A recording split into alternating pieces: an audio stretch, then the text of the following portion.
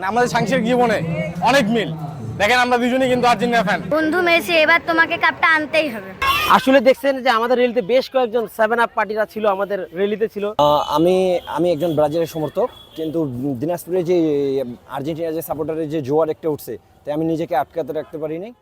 বিশ্বকাপ ফুটবল মানেই বাংলাদেশের মানুষের হৃদস্পন্দন বেড়ে যাওয়া। তবে দিনাজপুর এখন যেন এক টুকরো আর্জেন্টিনা। সেমিফাইনালে জয়ের আনন্দ আর বিশ্বকাপ জয়ের আশায় আকাশি সাদা রঙে সেজেছে পুরো শহর। শুক্রবার বিকেলে হাজারো সমর্থকের বিশাল এক শোভাযাত্রা শহর প্রদক্ষিণ করে।